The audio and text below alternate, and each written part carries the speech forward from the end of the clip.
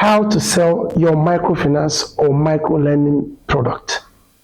That is what we'll be discussing today in the Talking Finance episode with Henry Oster. Are you having problems selling your products? Are you having problem getting your products out to your main target? These and many more is what we'll be discussing today. Just take your time. Don't be in a rush. Listen and pay attention. But before we start, kindly do one thing for me.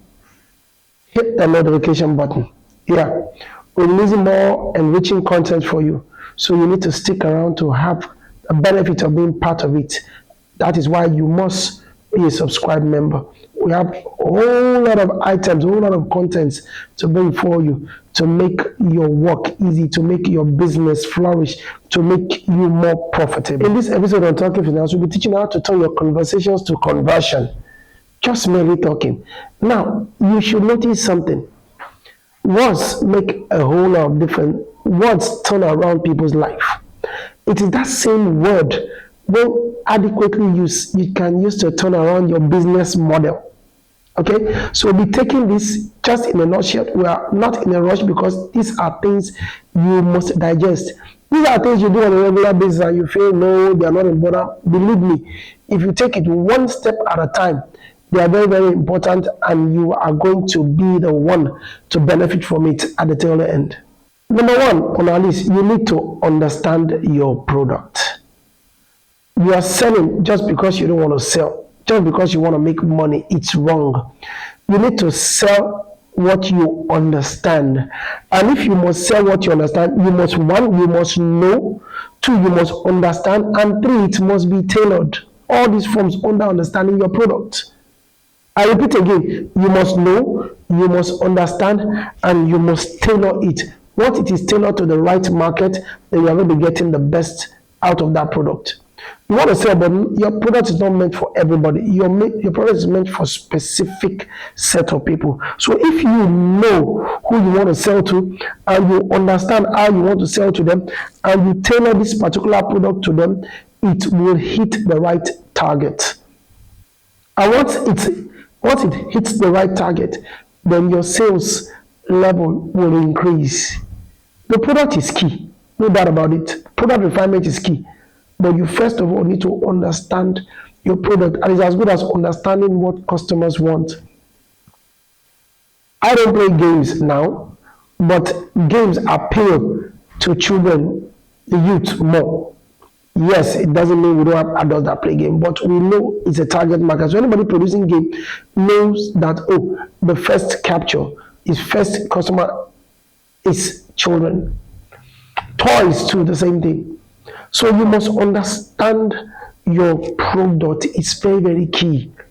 If you don't know your product, how do you want somebody else out there to understand your product? So this is key for your business. Number one, like we said, understand your product. It's not just, you can know me, but you don't understand me. You're watching me right there. You know my name is Henry Oster, but you don't understand my needs. So knowing is the first thing you need to do. When you need to understand your product, then you need to understand the core setting, the features of that product. What are the features you are going to be removing? What are the features you are going to be adding? What are the features you are going to be expanding? And what are the features you need to broaden? This will help you to make that product applicable to your direct customers. Another thing we'll be talking about is to know your target audience. Know your target audience. Who are your customers? Where can you find them? If you are running a direct sales, where can you get them? If you are selling online, where can you get them? Now, the mistake we make majority of the time is that we focus more on a particular target, on a particular market, and we leave behind those we are supposed to focus on, which means one of the things we're supposed to do here is to do a proper market research for where our target audience is situated. Once we know where our target audience is situated, it makes it easy for us to sell. Then we try not selling to everybody, but we try to sell directly to those target audience. And one thing you need to do is to identify these customers. Use demographs, their age, their sex, their occupation, their desire. These are market research that you can do that will help you. And you need to understand not only their needs, but their challenges. Money is everywhere there's problems. So if you are able to identify that there's problem in that place, then you can convert them to money. That is part of the conversion processes we're talking about. Look for the problem. That is where you have your target niche. That is where you have target audience. That is where you should focus. Then when you are now creating this solution will best fit into what they want. That's how simple it is. Okay, now you want to sell. It's easy to sell, but trust me, you need to build trust first. Once your customer trusts you, it's easy for you to sell. Why do you think a lot of people want to buy from the known brands they've known all over the years, even if their product is not performing to standard? Because they have trust in them and they're well established and they are well known out there. So if you must sell, don't just run in to sell. Don't just go hitting the mark for sale. You first of all need to build confidence. Now, building confidence is one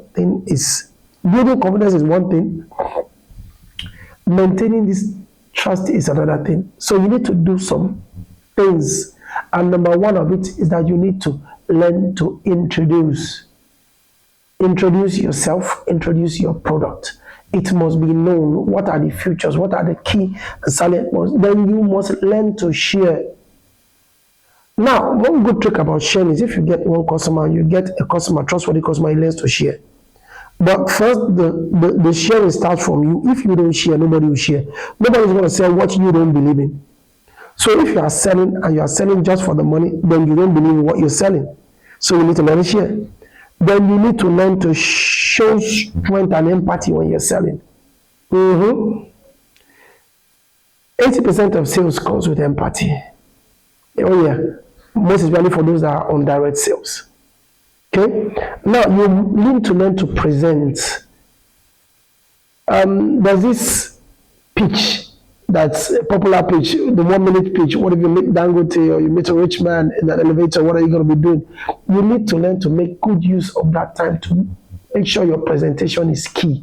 This is very, very, very important when you want to sell. In just one word, you need to learn to communicate value. Value is key. What do people want to gain from your product? Now, in terms of general product, it might be a different case, but in terms of financial products, it's a whole new ball game or entirely. It's a whole new level entirely. Now, what do I mean by this?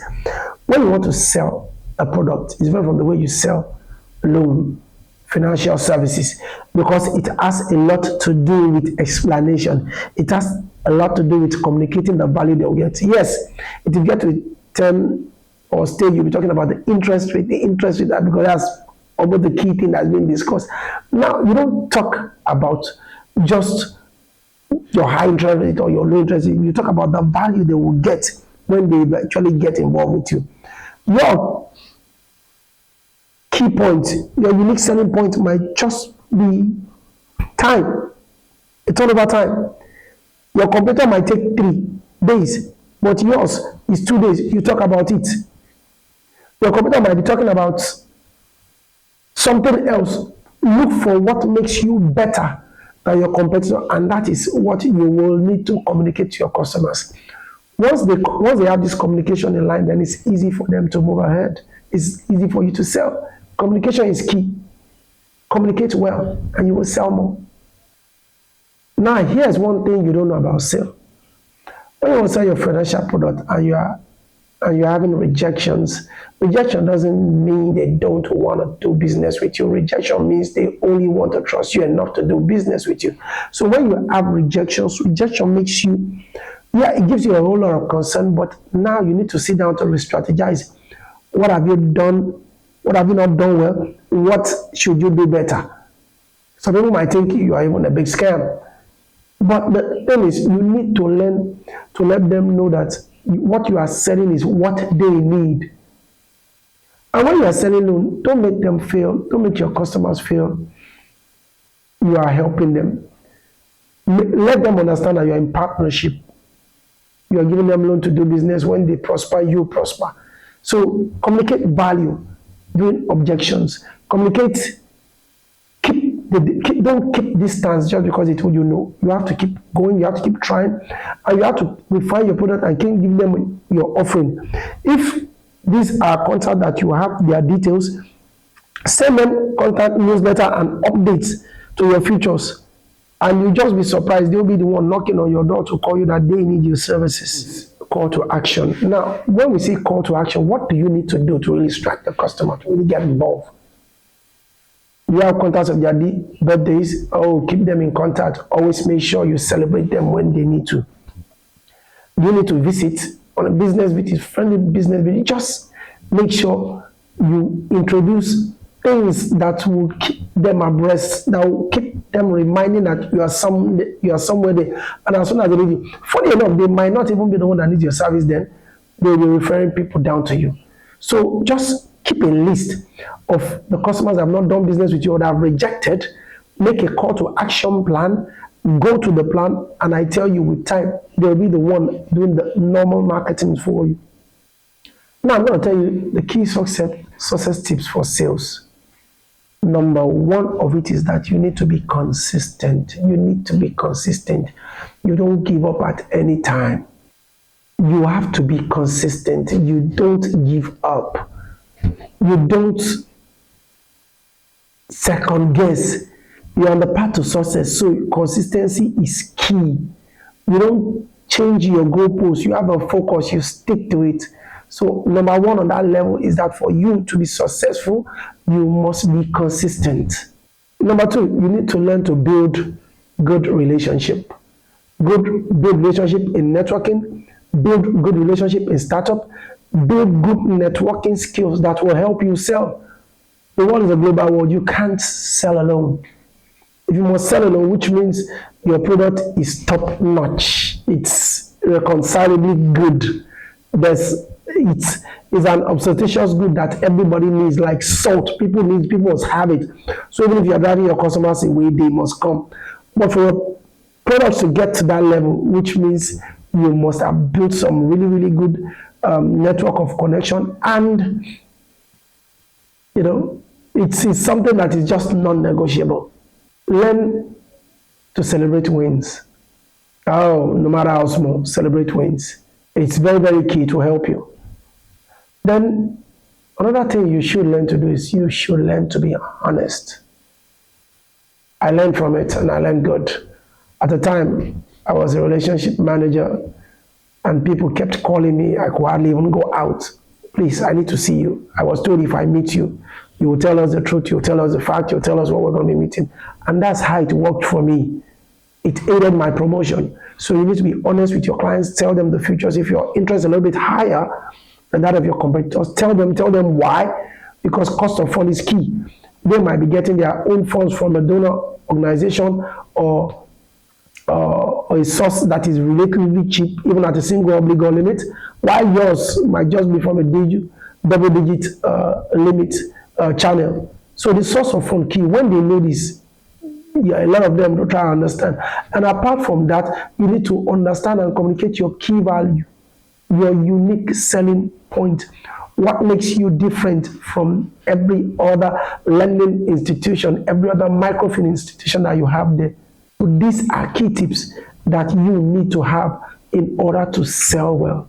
You want to keep your customers engaged? Ask them questions. Feedback will help you grow. Feedback is one thing that a lot of MFBs, financial institutions, lending institutions don't want to get from customers. What this will do is it will make you prepare better, it will make you arrange better, it will make you have a more refined product that focus to their needs. Okay, so it's very, very key that you ask questions and try to get feedbacks from your customers. When you get this question, trust me, respond sincerely. Don't give them bogus answers. Don't give them flip-flop answers. Just be honest. Be responsible in your honesty. There are key 3 levels to your selling. Make it well, and it will sell. Package it well, it will sell further. Promote it well, and it will sell even further. I leave you for today till we meet in our next episode. Once more, my name is Henry Oster, and you are welcome to the program Talking Finance. Please do remember to subscribe to receive more engaging and enriching content from us. See you.